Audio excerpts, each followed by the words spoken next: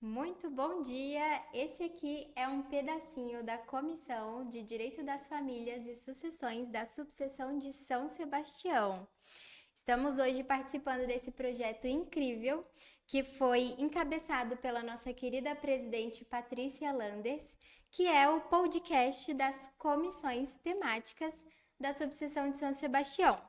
Para começar, eu vou apresentar todo mundo que está aqui e essa que vos fala é a presidente da comissão, Gabriela Ângelos, mais conhecida no Instagram e na internet como a sua advogada de família e sucessões. Além disso, eu também sou pós-graduanda na área e o meu trabalho é especialmente com mãe solo e a proteção dos direitos dessas mães e dos seus filhos. Temos aqui também ela, que é bacharel em Direito pelo Centro Universitário Unieuro e pós-graduanda em Direito das Famílias e Sucessões, a doutora Jéssica Macário. Bom dia.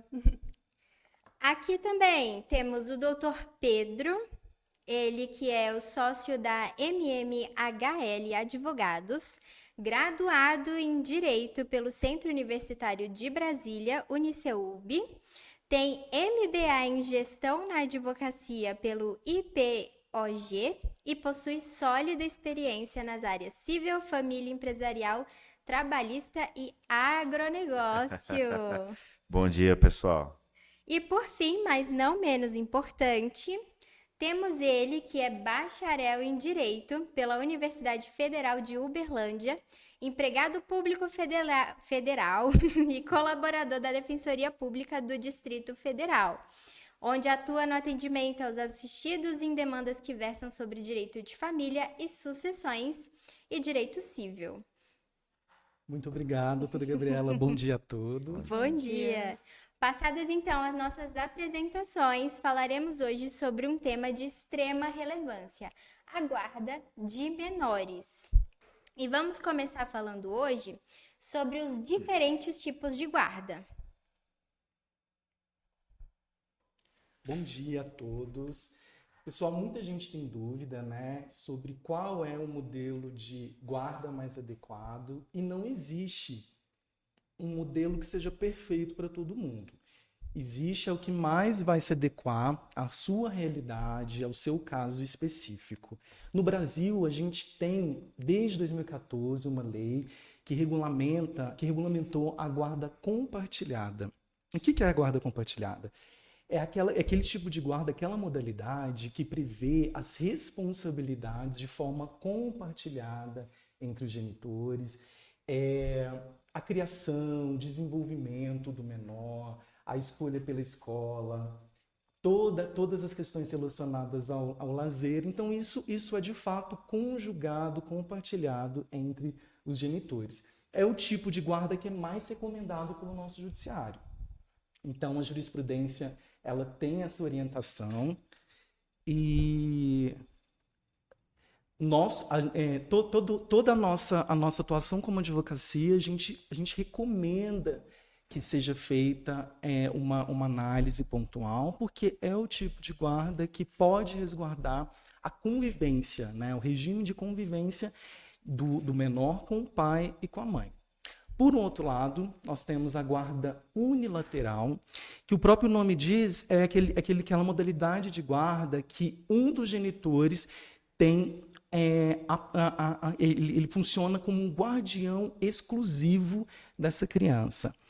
O que ocorre na prática?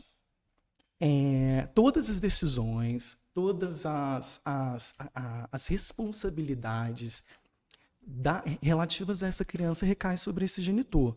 Então, o que ocorre é uma modalidade excepcional, porque ela pode privar esse genitor de ter um relacionamento, um regime de convivência com essa criança.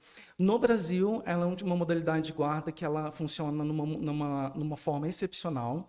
Muitas vezes ela ocorre como uma forma de que um dos genitores não tem condições de criar essa criança, por uma questão de maus tratos, de violência, de até, infelizmente, de uso de entorpecentes, né, doutora? Sim. E também temos um outro tipo de guarda que não é muito usual, ela ocorre quando há a questão fática ali, já existe esse tipo de convivência entre os genitores e o judiciário ele regulamenta a convivência que já existe, que é a guarda alternada. O que é essa guarda alternada? Muitas vezes existe uma confusão entre a alternada e a compartilhada. Inclusive, nem está previsto no Código Civil esse formato, né? Exato. E muitas vezes chegam os clientes, alguns assistidos lá na defensoria, e eles querem eu quero a guarda alternada, porque a princípio vai ser mais fácil, né? Fica 5 dias com um, 5 dias com outro, mas na verdade existe um risco muito grande para a criança, porque ela perde aquela rotina, ela fica sem o lar de referência. Então, é muito arriscado para uma criança que precisa estabelecer ali o dia a dia. 5 dias eu vou na escola dessa forma, 5 dias eu vou de outro. Então, é algo que o tribunal, a justiça brasileira, ela não recomenda, mas que, a depender do caso, pode ser regulamentada, porque o que prevalece na questão da guarda é o melhor interesse do menor. Então, a criança pode estar muito bem adaptada ali nesse regime de convivência, nessa modalidade de guarda, de ficar tantos dias com o pai, tantos dias com a mãe, e aí o judiciário ele homologa isso que já acontece na prática. Doutora? Isso, e é interessante também, né, que a rotina entre as casas, as duas casas, seja um pouco parecida. Até para a criança não ficar, poxa, na casa do meu pai eu como saudável, na casa da minha mãe eu como o que eu quero, né? Uhum. Horário de Então, dormir. sempre quando vem alguém falar para mim dessa questão da guarda alternada, eu falo, tá, mas e aí, como é que é a rotina dos dois? Vocês conversaram, né? Estabeleceram uma rotina para ambas as casas, o que seria interessante para justamente dar certo, para ser o melhor para a criança, né? E muitas vezes eles querem estabelecer rotinas que agradem a criança. E aí, como que fica o desenvolvimento mental? Né? Então, se na casa do pai, do genitor, ela tem uma rotina que ela come a hora que quer, ela vai tomar banho a hora que quer, e aí na casa da mãe é uma rotina diferente. Então, isso tudo é muito importante para ser levado em consideração. Isso, e querendo ou não, pode ser até que a criança fale, poxa, não gosto da casa da minha mãe, né? Porque na casa do meu pai eu faço o que eu quero. E Geralmente a aqui mãe é é o que general, ela né? quer, exatamente. A ideia é sempre proporcionar uma estabilidade para a criança. Isso. A partir do momento que existe uma alternância, né, de lares, e isso eventualmente vem a sobrecarregar, né, psicologicamente a criança, isso naturalmente pode ser questionado. Então, nesses casos, é essencial, inclusive é um tópico que a gente vai abordar mais para frente aqui, que haja um estudo psicossocial, Isso. né? O psicólogo, o perito, ele vai, conversa com os familiares, conversa com a coordenadora pedagógica da escola, conversa com vizinhos, com familiares, para ver se isso realmente é aplicável naquela hipótese, né? Isso, e se é o Em alguns melhor casos, de realmente fato, para a sai. criança. Exatamente. Sim. E hoje nós vemos muitas crianças, né, com situações de depressão, ansiedade já tão novas. A falta da rotina e da previsibilidade, ela causa essas situações. Porque na casa do meu pai eu posso assistir televisão, na casa da minha mãe eu não posso, eu não sei como é que vai ser daqui 1 hora, como é que vai ser amanhã. Então, todas essas situações, elas vêm causando grandes agravantes para a criança que, no futuro, vai causar vários distúrbios para ela. Exatamente. E aí, assim, né? Você estabelecer uma guarda certinha te poupa um psicólogo, talvez, né? Lá Com na certeza. frente. E como o doutor bem falou, a guarda compartilhada, em tese, tende a ser a regra, vamos dizer assim, né? É incentivado. Sim. Mas é essencial que, para que isso aconteça, os pais tenham um bom diálogo.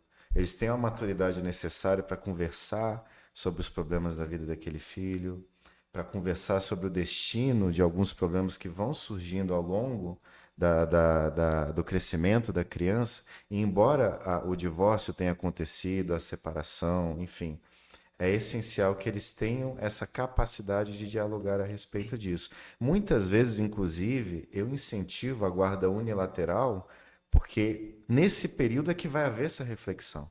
Uhum. Nem sempre depois de um divórcio ou depois de uma dissolução de união estável, os pais estão com a cabeça no lugar para conversar sobre isso, né? Eles não conseguem separar, né? Não O fim do conseguem. relacionamento com o outro relacionamento que eles devem ter em favor, né? Em prol da criança. É bem Exatamente. complicado E muitas isso. vezes a criança é usada como um escudo, né?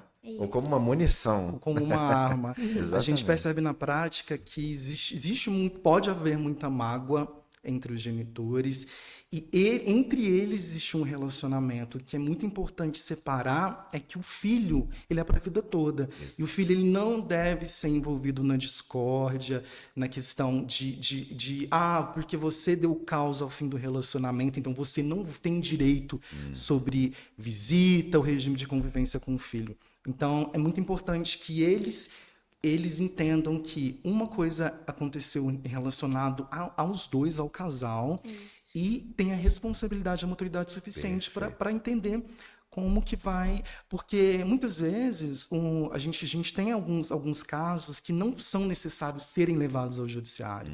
A gente percebe que quando há uma composição, quando os pais eles conseguem ter esse diálogo, a definição pela guarda e o regime de convivência ele é muito mais saudável para todo mundo. Então, é aquilo, né? É parar para separar e não precisa ser um melhor amigo um do outro, mas que haja no mínimo respeito. Uma Exatamente. inteligência vezes, emocional, né? perdão. Às vezes um acordo, eu sempre falo isso, né? É muito melhor por quê? Porque quem conhece a rotina da criança, quem conhece a criança são os próprios pais. O juiz, ele não tá lá no dia a dia para ver essa criança, para ver os gostos, né? Onde estuda, como estuda e tudo mais. Então, às vezes é muito melhor você parar, ser adulto que de fato você é, fazer um acordo em relação à guarda, à convivência, né, da criança, em prol realmente da própria criança. E a gente tem também uma grande confusão que é entre guarda e convivência. Ah, clássico. Sim. O que é a guarda, né? Como o Dr. Rodrigo aqui já falou, a guarda ela pode ser estabelecida como compartilhada, como unilateral, como alternada, que não tem, né, na nossa legislação brasileira. Mas a convivência é ali o período, o tempo em que, de fato, a criança vai conviver com aquele genitor ou com aquela genitora. Então, por exemplo, a convivência é todos os finais de semana alternados, né? O que a gente fala de 15 em 15 dias. Então, essa convivência, ela vai estabelecer os finais de semana, os feriados, os eventos escolares, tudo que envolve ali a questão da criança. Então, guarda é uma coisa e a convivência é outra. Até porque na guarda unilateral, por exemplo, que ou o genitor ou a genitora tenha, de fato, a guarda, o outro tem a convivência. A questão das decisões fica com só um genitor, mas a convivência do outro ainda é resguardada pelo direito. Então, por exemplo, a mãe tem a guarda unilateral, o pai ainda tem o direito de ter a convivência com o seu filho, né? O direito tanto do pai quanto do filho. Então, essa é a diferença. A guarda é sobre as decisões da vida do filho e a convivência é, de fato, o período de tempo que essa criança vai passar com aquele genitor ou aquela genitora que não mora com ele. O que pode ocorrer, doutor, é que às vezes definindo a guarda unilateral, o outro genitor ele possa se valer para diminuir a convivência, quando não há esse interesse pela guarda. Então, propor a guarda compartilhada é importante para dividir as responsabilidades, ampliar essa convivência, porque a convivência não é só do genitor. Sim. Muitas vezes os pais não entendem que a criança precisa do relacionamento com outro genitor para ter a formação, o Inclusive da desenvolvimento família, né, do correto. outro genitor. Isso. E aí o que a gente percebe na prática, principalmente em alguns pais, né, quando a mãe tem a guarda unilateral, o regime de convivência é diminuído. Sim. Exatamente. E em muitas situações, os clientes chegam até nós pedindo a modificação da guarda, o que de fato eles querem é a convivência. A convivência. Né? Ou E aí- estender a Isso. convivência, né? E aí o nosso papel como advogados é explicar, detalhar a forma que aquilo dali pode funcionar melhor para ambos os pais, né? E para a criança também. Isso. É porque é clássico, né? O cliente chega no escritório, doutor, doutora, eu quero a guarda compartilhada porque eu quero ver meus filhos no final de semana. Aí a gente, opa, Não, calma aí, Exato. que uma coisa é uma coisa, outra coisa é outra coisa. aí cabe a nós fazer esse esclarecimento, realmente. E eu tenho um exemplo interessante de um caso de. Porque muitas vezes as pessoas pensam que a regra também é a guarda ser da mãe, da genitora. Eu tenho um exemplo de que a mãe, por uma questão de trabalho, de logística, de não ter rede de apoio aqui em Brasília, ela, em comum acordo com o genitor, ela me procurou e aí procuramos o genitor e foi possível estabelecer um acordo de guarda compartilhada, porém o lar de referência ficar com o genitor, porque ele tinha uma rede de apoio que ela não tinha aqui em Brasília. Então, a avó paterna, né, a mãe desse genitor, residia com ele. Então, ele tinha mais condições de de absorver essa responsabilidade, de ter a guarda da criança e para a genitora ficou tudo tranquilo, né? Então, durante a semana, ela tinha as obrigações dela, tinha que sair muito cedo para o trabalho, voltava só no fim do dia, e aí eles conseguiram propor um regime de convivência que ficou excelente para todo mundo. E hoje, na prática, essa situação do lar de referência ser do genitor é cada vez mais comum, Sim. né? Os pais, hoje em dia, eles têm adotado essa situação de tomar a responsabilidade para si da criação dos filhos e começar a agir de uma forma mais ativa na criação dos próprios filhos. E Isso é muito ainda positivo. bem, né? Porque a gente vem de um histórico aí em que, basicamente, as crianças sempre ficavam com a mãe. Então, eu acredito que é por isso que existe esse mito de que a guarda sempre vai ser da mãe. Né? Porque desde sempre, quando o casal se separava, a criança ficava com a mãe, né? Aquele negócio, o filho é sempre da mãe. Mas não, a gente tá vendo isso mudar agora e ainda bem, né? Sim. Isso. Existem estudos, né, que de fato nos levam ao entendimento de que a figura da mãe muitas vezes é mais essencial do que a figura do pai. Mas isso não necessariamente descarta a importância do pai. O pai é uma figura. sim. Da mesma forma que tem esse tipo de estudo, tem outros que dizem que a figura do pai, a ausência dela pode gerar inclusive consequências psicológicas para qualquer indivíduo, Seríssimas. né? Sim. Então, sempre que possível, isso deve ser incentivado, a guarda compartilhada e a convivência mais presente possível. E Sim. pegando um pouco um gancho, isso foi um exemplo da nossa sociedade das gerações passadas, né? Na qual as mães divorciadas ficavam com o filho e o pai, assim, trocava de família e entendia que trocava de filho também, né? Também. Descartava. Aquela situação foi muito prejudicial para toda a sociedade também. O Certamente. que precisa ter em mente é que não existe uma regra absoluta, né? Então, cada caso precisa ser estudado, analisado individualmente, mas que a gente reforça é que sempre o diálogo é o melhor caminho. Com certeza. Não precisa, é muito mais difícil você terceirizar a decisão do futuro da sua vida, que é colocar nas mãos de um juiz, né? Sendo que é possível sentar numa mesa, colocar as necessidades de cada lado e fazer uma composição. E mesmo que demore, né? Às vezes o acordo não sai em 1, 2 horas, mas sai em um dia inteiro e tudo bem. Isso, É exatamente. melhor do que realmente deixar para um juiz que não sabe nada da sua vida decidir, né? E o ponto positivo de você procurar advogados é porque muitas vezes nós não estamos munidos daquelas emoções, dos ressentimentos. Então, assim, a gente consegue conversar com o outro advogado, né, para procurar um melhor ideal para aquela Olhar de família. fora a Isso. situação, né? Com Isso, paciência. e conseguir compor um acordo que vai Exatamente. favorecer ambos os casos. E assim, não vai precisar depois ajuizar uma ação de cumprimento de sentença de guarda. Toda aquela situação dificultosa do judiciário, né? Exatamente, doutora. E fora que um acordo é muito mais rápido também do que esperar uma decisão judicial. Com certeza. Eu mesmo teve um processo que eu fiquei 9 horas em audiência. 9 horas 9 numa horas. conciliação. Mas Saiu o acordo. Saiu o acordo. Graças a Deus. E falando em acordo, na hora que a gente está conversando sobre isso, né, nós advogados ou os próprios clientes, às vezes há espaço e maturidade para eles entrarem nesse ponto, é sempre interessante não engessar muito, né? Logicamente, dependendo do caso, tem que engessar.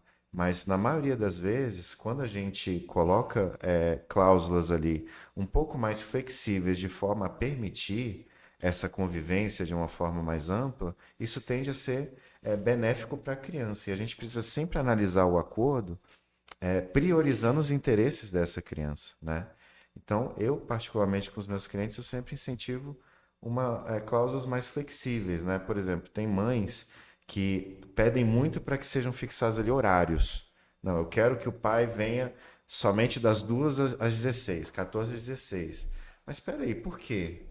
Ah, porque eu E quero. 2h05 já era, acabou. Porque de manhã ele tá lá com a namorada dele e de tarde ele, entendeu? Aí começa outros aspectos da vida da pessoa a interferir no que em tese deveria, né, tá sendo ali analisado sob a ótica da criança. É muito interessante, eu sempre falo, né? Quando a gente vai tentar fechar um acordo, eu sempre falo o seguinte, olha, a gente vai estabelecer aqui toda a convivência, né, paterna, geralmente é o que eu faço, toda a convivência paterna, só que, por exemplo, esse final de semana é do pai, mas ele não vai conseguir pegar. O que que o pai vai fazer?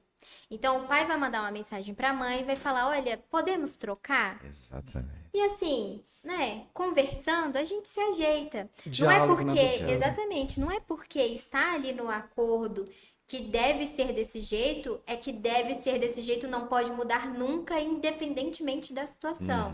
Óbvio, imprevistos acontecem, né? Agora, se realmente for um pai mala, aí eu realmente falo, não, vamos deixar do jeito que tá, E tem muitos, sem infelizmente. acordos. E por que que é importante também que tenha esse regime de convivência que se cumpra? Porque muitas vezes a criança que fica com a mãe precisa também ter as atividades dela, ter a Respirar, rotina né? dela. E aí, se o pai não vai no fim de semana, não vai no outro, isso vai virando uma bola de neve, ela não vai conseguindo ter momentos para si. Exatamente. Né? Porque sempre fica com o encargo. Então, o regime de convivência ele tem, né? Principalmente na compartilhada, né? Que existe essa divisão de responsabilidades. Ele surge também para isso, porque muitas vezes um genitor ele fica muito sobrecarregado, enquanto o outro não, e por uma questão ele, quero curtir a vida, quero, né? Ele não entende que se ele furar um fim de semana é um fim de semana a mais. Que fica o encargo todo sob a responsabilidade do outro genitor. E naturalmente, o genitor que fica responsável pelo lar de residência, né, da criança, ele já vai ser mais sobrecarregado, né? Ele que cuida das rotinas da criança, leva para a escola, almoço, comida, porque As noites mal dormidas. as noites mal dormidas, noites de doença. Então, realmente é uma situação bem mais difícil, principalmente para a genitora, que muitas vezes, assim, tá querendo começar a voltar a viver a vida, ter um novo relacionamento, Ou às vezes procurar um amizades. emprego também, né? E aí não consegue por conta desse amparo, né, do outro genitor. A falta do, né? A falta falta. do amparo. E geralmente é a mãe que sofre com isso. Né? Na maioria esmagadora dos casos. Sim, infelizmente. É a grande realidade. E também, só adentrando um pouquinho na questão da guarda unilateral, não é porque eventualmente ela foi fixada em favor de um que o outro não pode fiscalizar. Isso. É muito interessante deixar claro, principalmente para quem está assistindo a gente, que se eventualmente você não detém a guarda, isso não impede você de fiscalizar como ela está sendo exercida pelo outro genitor. Isso é muito importante, né? Se estiver acontecendo algum tipo de irregularidade, alguma coisa que esteja faltando ou que deveria ser feita naturalmente e não está sendo, você pode Alguma ir à justiça. mudança de comportamento Não é da uma simples criança, né? ditadura, né? Isso. Você não tem voz, não é isso. Você tem, mas de uma forma diferente. Exatamente. É verdade, doutor. E outra coisa que a gente poderia comentar também é em relação ao termo, né, que caiu em desuso sobre um dos genitores ser a visita da criança, né? Porque o que ocorre hoje é o CNJ estabeleceu uma resolução para que a gente não utilize mais esse termo, porque a visita fica uma coisa muito estranha, né? Fica parecendo que um dos genitores tem mais poder sobre a outra criança. O outro é um estranho. E por isso o outro seria um estranho, inclusive para todo o âmbito familiar, chega para os avós e tudo mais, né? Então, o ideal hoje é utilizarmos a convivência paterna ou materna porque ela traz essa situação do amor, do cuidado, do carinho, né? Das relações familiares que a gente vê usualmente em todo o âmbito familiar. E ela é muito importante para nós, né? Sim, e eu sempre digo que terminou o relacionamento, né? Cada um vai para o seu canto. A criança, então, ela passa a ter duas casas, Uhum. certo? Por quê? Porque vai ter a casa que ela talvez more com a mãe e vai ter a casa que ela conviva ali com o pai, né? Durante o período que foi estabelecido. Então, a criança não é visita na casa do pai, não é visita na casa da mãe. E por isso mesmo, ela deve ter todas as suas necessidades dentro da casa atendidas. Então, por exemplo, precisa ter uma escova de dente, uma cama, um quarto, se não for possível, o quarto, pelo menos uma cama, né? Roupas, eu sou muito contra a mãe mandar uma mochilinha de roupa para a Eu escola para o também. pai e pegar e depois não devolver mais a roupa que foi É. mandada. E ainda, às vezes, o outro genitor falar que ficou faltando alguma coisa, né? Exatamente. Mas faltando o quê? Você deveria ter na sua casa, né? Ou pior, né? Eu pago pensão, cadê a roupa dele? Exatamente. A Com os pensão não é 300 para reais. isso? E é uma situação bem difícil, né? Porque o que acontece, né? Quando chega nessas situações graves, chega uma mãe pra gente e fala: Ah, mas não acredito que eu deveria mandar uma mochilinha de roupa. E de fato não deveria, né? Se é uma convivência, então o pai deve estabelecer no lar dele aquela situação, aquele ambiente que coloca a criança numa situação De acolha. de acolhimento, de carinho, né? Dela se sentir pertencente àquele lar também, Ela já tem o né? quartinho dela, ter as coisas Isso. dela, né? Isso mesmo. É. Sim, As para a higienes, criança, né? exatamente, não se sentir uma estranha, uma visita na casa do pai. Imagina, você chegar É. na casa do seu pai e de sua mãe, não tem um canto para você, não tem uma roupa sua, não tem uma foto sua, Um não tem nada que te brinquedo. ligue àquela É. casa, né? E você vai crescendo, você não se vê ali naquela casa de fato, né? Porque a sua casa é o quê? A casa da sua mãe que você mora de fato, né? Uhum. Que tem ali as suas coisas. Então, por isso que eu sou muito contra mandar mochilinha de roupas E no dia de novamente, convivência. esse termo ele veio para estabelecer e ampliar, né, o melhor interesse da criança. Então, Exatamente. deve ser muito bem observado essas situações para garantir à criança aquele acolhimento, né, da família, dos avós, dos tios, e ela se sentir pertencente àquele núcleo familiar e não um estranho, que infelizmente acontece muitas vezes quando os pais se Sim, separam. Com sim. certeza. Principalmente em situações de conflito, né? A gente aqui está falando de um cenário onde aparentemente dois pais são pais decentes, né? Conseguem Maduros. proporcionar maduro, mas existem aqueles cenários em que algo não vai em linha com aquilo que a gente espera. O pai eventualmente usa drogas, o pai eventualmente é casado com uma pessoa que maltrata o enteado, né, o filho do Sim. casal. Então, nesses casos, por mais que sejam delicados, ainda assim é necessário se estabelecer um regime de convivência, ainda que supervisionado, Uhum. tá?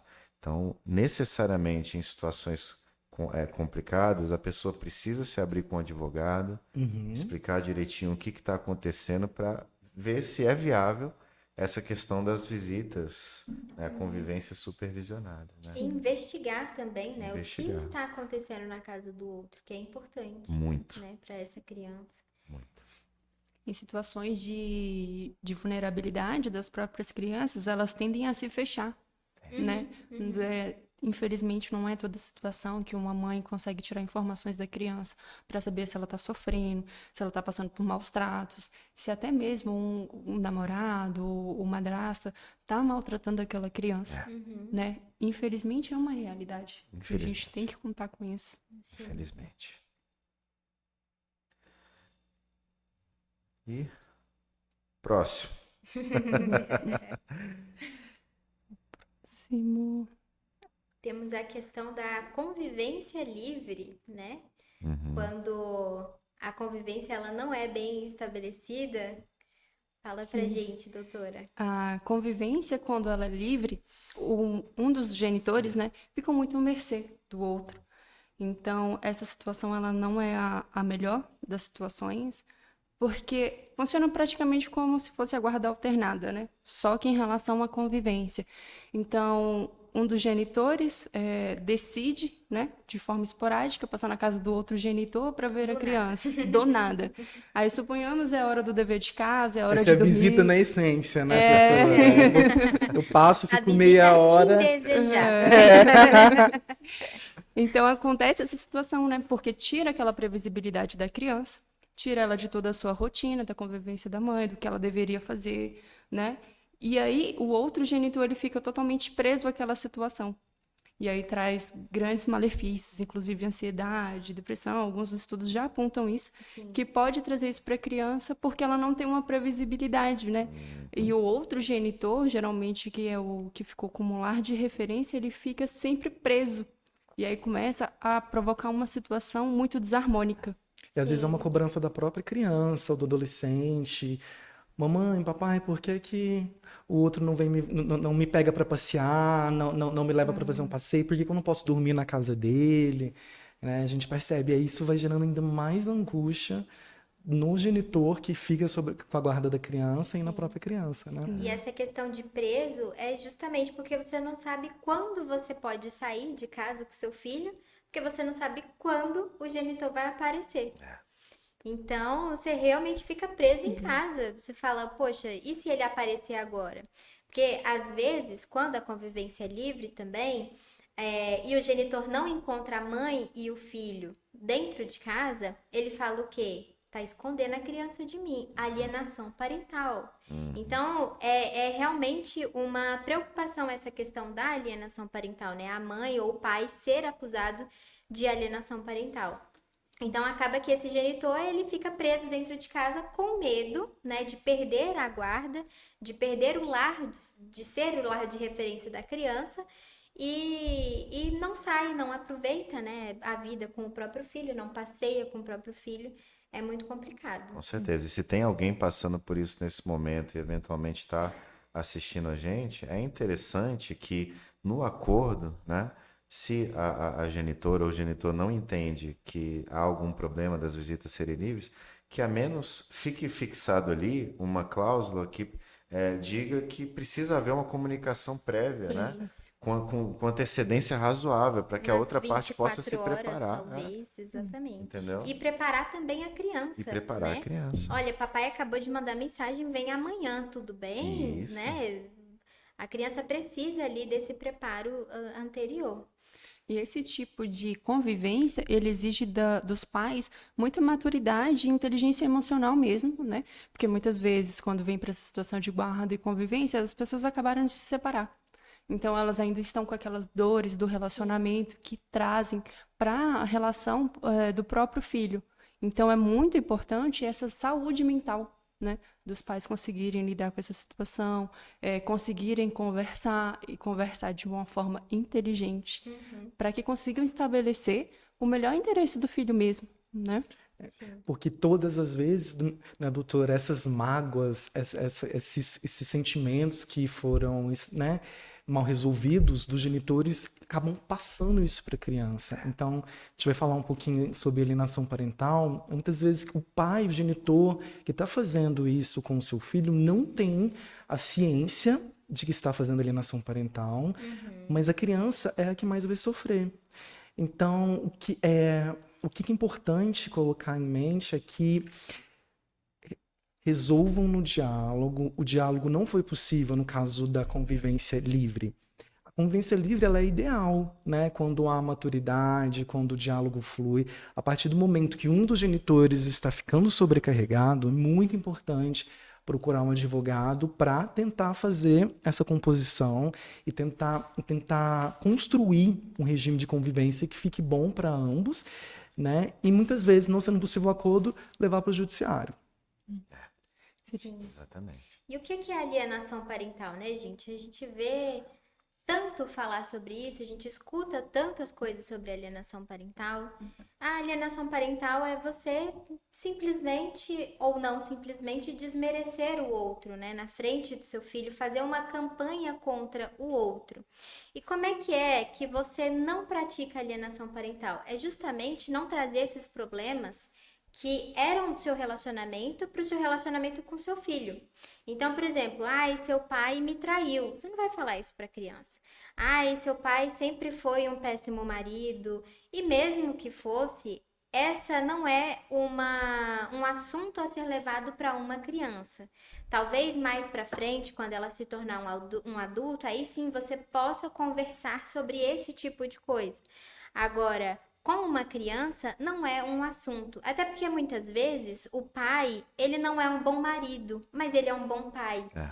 Então você começa uma campanha e destrói aquela ligação entre o filho e o pai, que já tinha sido estabelecida e estava muito bem estabelecida. Então, como é que não praticar a alienação parental? Converse com outras pessoas, né? Converse com um psicólogo, que é o melhor, né, nesse momento de separação, de divórcio. Não faça essa campanha contra o genitor do seu filho, por mais que você esteja com raiva, por mais que você esteja magoada, chateada. Essa campanha é muito prejudicial para a criança, justamente porque ela visa ali, né, querendo ou não, quebrar a relação entre pai e filho. E qual que é a consequência da alienação parental? A última consequência é a perda da guarda. Exatamente. Então, se você não quer que a guarda do seu filho, né, seja passada para o pai dele, se você quer continuar com ele morando com você, vamos procurar um psicólogo, tratar, né, toda essa questão, esse né? sentimento ruim, né, que tá dentro ali depois de ter passado por um relacionamento abusivo ou alguma coisa parecida, ou um relacionamento bem ruim também, né, um final bem ruim. Então, é importante que não se pratique a alienação parental. E outra coisa, não é somente os genitores que fazem alienação parental, os familiares também Sim. fazem. Então, por exemplo, a avó. E o seu pai sempre foi muito ruim desde o namoro, não sei o quê. Fala, olha, não é assunto para criança, né? Exatamente. Se você for tratar esse tipo de coisa, trata comigo. Agora com a criança não, deixa ela fora disso, né? Até para manter ali o relacionamento entre pai e filho. A gente percebe também muito, né, doutora, mesmo também o genitor, o pai, né, quando ele está no regime de convivência, ele recebendo, buscando essa criança de 15 em 15 dias, a mágoa, pode haver a mágoa em relação à mãe, e naquele momento, mesmo ele não tendo, não sendo um lar de referência, aproveitar daqueles poucos momentos para diminuir Fazer a a mãe, campanha. falar que a mãe não consegue fazer as coisas. Olha só, suas roupas estão assim assado, como é que não está te acompanhando na escola. Então, esses tipos de comentários, eles precisam ser realmente evitados, Com Sim, certeza. né? exatamente. Porque é a formação da criança e do adolescente que está em jogo, né? Precisa crescer saudável, precisa aproveitar. É importante aproveitar aquele momento que é tão caro, né?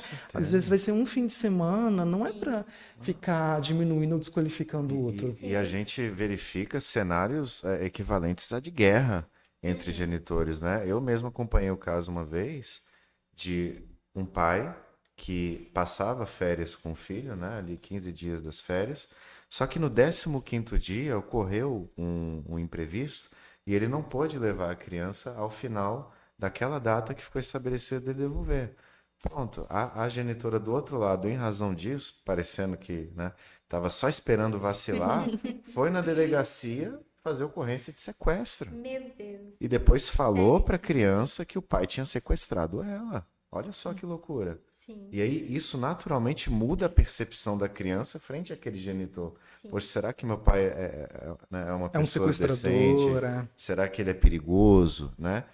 Será que eu tenho que ficar perto dele? Será que é seguro estar ao lado dele? Então, de forma alguma, como a doutora Gabriela bem falou, os pais podem incentivar ou se comportar dessa forma, né? A gente precisa sempre tratar com urbanidade. Começou algum assunto na mesa, já corta logo, porque não diz respeito à criança isso, né? Sim. Ainda não tem o discernimento e a maturidade para entrar numa conversa dessa natureza. Assuntos com a criança são assuntos com a criança, Exato. assuntos de criança e não assuntos de adulto. Não realmente não devem entrar ali na pauta, né, na conversa entre os dois. Ai, mas meu filho é muito maduro, meu filho entende tudo. Não, gente, ainda é uma criança. Sim. Exatamente. E a criança, ela é um papel em branco, né? A situação com o pai ou com a mãe, ela é uma construção de uma relação. Então, não é justo, é como a fofoca, né? Não é justo que um outro genitor venha manchar aquela situação, como a doutora Gabriela bem disse, a relação, ela é construída. Ela não pode ser um alvo de disse-me-disse. A criança, ela precisa ter aquela boa relação com o pai para que ela possa estabelecer aquele amor, aquele cuidado, se sentir protegida, se sentir bem acolhida. E para que ela descubra também quem de fato é o pai dela, né? Se eventualmente for uma pessoa ruim, ou a mãe também, né? Se eventualmente for uma pessoa ruim, mais pra frente ela vai descobrir, querendo ou não, né? Exatamente. Até porque para construir, isso demanda muito tempo. Mas para destruir é só isso aqui, ó. Só um pouquinho. É Sim. verdade. Né? E, doutor Pedro, você falou sobre o estudo psicossocial, né? Exatamente. Esse é um meio de prova que costuma ser produzido nos processos de família, que em alguns casos eu diria que é essencial. Em muitos deles não é necessário, porque como a gente bem conversou aqui, os pais têm a maturidade de discernimento para conversar a respeito, ou mesmo diante de um conflito conseguem ali chegar em um consenso, ou o juiz consegue visualizar uma saída sem essa prova, mas tem casos que realmente isso é necessário. Sim. Existem muitas situações onde a criança está em situação de vulnerabilidade, né? Eu sei que é um assunto delicado, mas crianças que passam por abuso sexual, né? Crianças que sofrem violência física, que são agredidas por familiares, padrastos, né? A gente vê aquele caso terrível do Henri Borel. Sim. Aquilo ali é muito triste, né? Eu fico Trágico. até sensibilizado quando a gente conversa sobre isso, que a gente é da área de família. Então, assim, necessariamente no menor sinal em que um genitor percebe que a criança está sofrendo alguma coisa, por mais que na sua percepção não seja grave, fala com o advogado, leva isso para, por isso, conselho tutelar, né? É um órgão que está aí disponível justamente para atender ocorrências dessa natureza, para que isso seja avaliado, né? Enfim, esse é um ponto. Agora, a perícia psicossocial ela vai além. O psicólogo perito ele consegue visualizar coisas que nós, advogados, os juízes, as próprias partes não conseguem. Sim. Né? É conversando com o coordenador da escola, é conversando com familiares, vizinhos. A Né? própria criança às vezes se sente à vontade de falar coisas para a psicóloga que ela não falaria nem para a mãe nem Em uma para linguagem ela. acessível, Sim. exatamente. Então, é um meio de prova muito importante e recomendável em situações complexas. Tá? Inclusive, para identificar a alienação parental, é uma forma excelente para conseguir, de fato, comprovar, né? Porque muitas vezes a alienação parental, ela não deixa os resquícios físicos, né? Materiais, para você demonstrar para o juiz que, de fato, está ouvindo aquela situação. Então, por meio de um psicólogo, né? Ele já tem todos os mecanismos, ele vai conseguir colocar ali de uma forma material no processo. Com certeza. Isso mesmo vai analisar, né, doutora, as mudanças de comportamento, a criança e o adolescente que sempre teve um tipo de postura ali em relação ao pai, a família paterna, de repente ela se retrai, ela começa a ficar muito silenciosa, não quer fazer os passeios, e isso um psicólogo, assistente social, eles conseguem fazer essa verificação que nós profissionais do direito não vamos conseguir. E é importantíssimo que um genitor identificou um comportamento diferente em relação ao seu filho, procurar esses profissionais. Certamente. E tem casos, inclusive eu já atuei em um assim, onde os pais querem exclusivamente essa prova. Olha, a gente conversou, eu entendo que eu tenho que ficar o lado de referência, o pai entende da mesma forma, mas nós somos maduros suficientes para entregar isso nas mãos do profissional perito. Deixa que ele decida. O que ele decidir, a gente vai seguir. Sim, Então, é essencial, em muitos casos, a gente proceder com essa prova. sim. E, gente, eu tenho uma pergunta. Como é que um pai ou uma mãe perde a guarda de um filho, hein? Costuma acontecer. Infelizmente. Infelizmente, Vejam doutora. bem, os Pode, doutores por favor, podem. devem chegar muitos casos assim no Sim. escritório dos senhores, que é o pai eventualmente chegar e falar, olha, doutor, eu quero a guarda do meu filho porque o meu salário é maior que o da mãe. Eu mereço a guarda porque eu ganho mais. E aí Aí você nessa fala, tá hora, bom? aí a gente tem que explicar que isso não é uma hipótese, né? Claro que se a mãe estiver morando na rua, né, Sim, com sim. a criança correndo risco, aí seria um ponto. Mas normalmente isso não é um argumento para se tirar a guarda de uma mãe, por exemplo, Uhum, né? A guarda ela é perdida em situações extremamente graves, uhum. e muitas vezes criminosas. Eu não estou falando aqui de uma briguinha ou desse cenário de um ganha mais do que o outro. Estou falando de eventualmente a mãe está envolvida com crime de drogas, Sim. ou no mundo do crime, né, em outros Que delitos, coloca a criança em risco, né? coloca em risco, A inclusive a questão, né, doutor, que o senhor falou mais cedo, da violência, violência. Uhum. violência física, violência Exatamente. sexual. Muitas vezes a mãe, no caso da criança com a mãe, ela tem um padrão, ela está com outro relacionamento e este novo padrasto, ele comete abusos em relação e a mãe por negligência não procura, né? A criança está passando por aquela situação e a mãe não procura os órgãos competentes para tomar as Exatamente. providências adequadas. São essas as hipóteses que a gente vislumbra, fora o caso em que a própria mãe abre mão da guarda, ou o Uhum. próprio pai abre mão da Sim. guarda, né? É É a importante perda. a gente dizer que tanto, né, a mãe quanto o pai podem sim abrir mão da guarda sem problema nenhum. Não Exato. é uma obrigação você ter a guarda do seu filho. Exatamente. Então, assim, feita essa observação frente aos casos graves, né? Naturalmente, isso precisa ser avaliado, precisa ser estudado, precisa ser comprovado, né? Não basta a palavra, não basta a irresponsabilidade de se alegar em juízo que aquela mãe ou aquele pai faz alguma coisa Sim. sem você comprovar. Até porque isso gera um processo criminal também, Exatamente, né? exatamente. E é muito importante essa orientação prévia, né? Porque muitas vezes os genitores eles deixam para instruir as provas quando a situação ela já está muito à frente. Então, assim, no menor dos detalhes, você já vai juntando uma pastinha da mágoa, A pastinha da né? mágoa. Porque depois você pode ter que usar, sim, aquelas provas. Eu atuei em um caso que o genitor, ele fez todas as provas contrárias e ela não. Então, infelizmente, ela acabou perdendo a guarda porque ele trouxe todo um cenário, né, contrário dela. Só que na realidade dos fatos, ele não era a melhor pessoa. Uhum. Só que quando você já pinta esse cenário para o judiciário, é muito difícil você reverter se você não tiver as provas suficientes. Isso. E um processo, quem é que ganha? Quem tem Quem tem provas. provas. Infelizmente, não é quem tá falando a verdade, é quem tem provas. Exatamente. Porque até nós mesmos, né? Quando vamos ler um processo, claro que o melhor cenário seria a gente ser totalmente imparcial, mas não tem como, né? Não. Somos humanos. Exato. Então, assim, a gente já vai com um pré-julgamento com base em tudo aquilo que já foi instruído, e aí, por conta daquilo, a gente toma a decisão, né? Nossa, O mesmo acontece com o juiz, não com tem como. certeza. E pior é quando pedem uma tutela de urgência, né?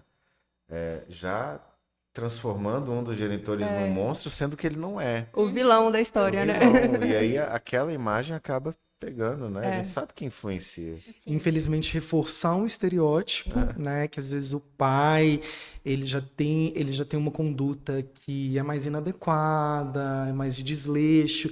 E muitas vezes algumas genitoras, elas querem reforçar esse estereótipo por conta daquilo que a gente falou anteriormente, né? De mágoa, de sentimento mal resolvido, mas que é muito importante, igual a doutora falou, ter as provas.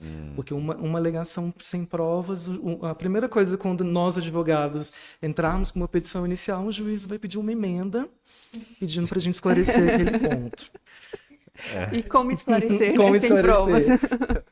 exatamente. Então, a pastinha da mágoa, minha gente, muito importante. Todas as provas que vocês conseguirem guardar, né? E guardem, né, nessa pastinha para um eventual processo judicial, né? Exatamente. E, assim, acho que para os minutos finais aqui, a gente precisa sempre incentivar o bom diálogo, né? Não perder a cabeça por bobagem. Lembrar que os pais são os responsáveis pelos filhos. A mãe ou o pai começou um novo relacionamento, faz parte da vida. Lembrar que os pais são os adultos Os da adultos. Da relação, relação. né? Que a criança não é a criança. E é o Exatamente. futuro todinho da criança, do adolescente pela frente, né? Então, Com certeza. às vezes tem um pouquinho mais de empatia. A gente esquece que a gente também já foi criança e foi adolescente, se colocar no lugar. Será que eu gostaria de ter o meu pai ou a minha mãe desqualificado dessa forma, como eu estou fazendo aqui com o meu filho? Com a criança, com o adolescente. Então, é muito na linha, assim, de fazer o que gostaria que fizessem conosco, e muitas vezes a gente não percebe. Nós estamos tomando essa atitude prejudicial em relação à criança, em relação ao outro genitor, muitas vezes por ciúmes, eu não vou aceitar que ela tem um novo relacionamento. Não cabe a você essa decisão. E não é nem um pouco inteligente usar a criança ou adolescente com base no sentimento desses, né? Com certeza. E sem como o dúvida. doutor bem pontuou, no futuro essa criança também será uma adulta, né? Quais traumas aquela criança vai levar? Falta muito dos genitores também ter essa percepção que hoje ela é uma criança e ela já tem sentimentos. E quem ela será como adulto, levando essa visão de mundo, né? Somos moldados desde o momento que nascemos. Com Então é E se importante ela não essa conseguir cautela. quebrar o ciclo, ela vai levar isso adiante, querendo ou não. Repetir. Isso, o acolhimento da criança é uma responsabilidade não só dos pais, mas de quem está com os pais.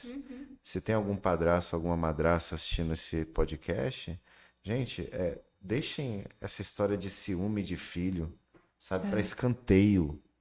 O filho é uma coisa, cônjuge é É outra. Os amores são diferentes. Sabe, né? acolha a criança, ajude ela a se sentir em casa. Entende? Isso é muito importante. O desenvolvimento da criança depende disso.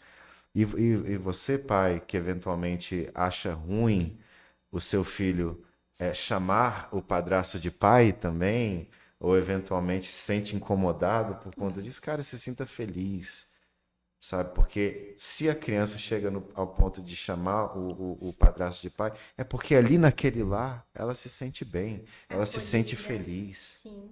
Então, Se sente amada. amada. E é justamente isso. O objetivo, afinal, nós estamos todos aqui justamente para incentivar isso. O amor é a solução de boa parte dos problemas. Sim. Nas Que as situações pessoas- familiares tem que levar. Principalmente. Exatamente. Se as pessoas, né, cultivassem mais o amor, eu acredito que a gente não teria trabalho. E até mesmo o direito da família, né, o judiciário, ele tem caminhado nesse sentido. Hoje a gente tem múltiplas relações familiares que são baseadas no amor e no afeto.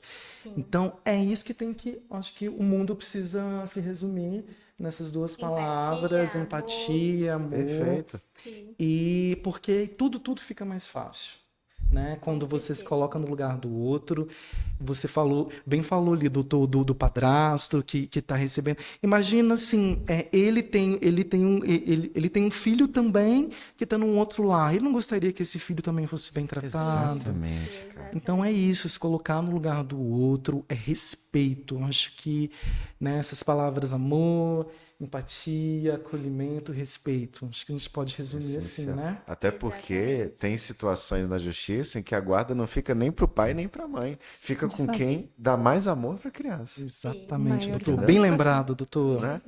Não necessariamente é com o pai ou com a mãe. Mas talvez esse seja um assunto para o próximo podcast, né? Verdade. Eu queria agradecer a todos que estão presentes aqui, doutor Rodrigo, doutor Pedro, doutora Jéssica.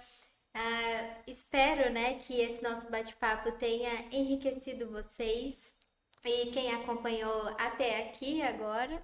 Muito obrigada pela atenção de vocês. Qualquer dúvida, podem conversar conosco, né? Estamos abertos aí a conversas também. E muito obrigada novamente, gente. Foi um prazer A gente que imenso, agradece, doutores. doutora. Foi um prazer. Oportunidade única. Excelente dia a todos. Bom dia.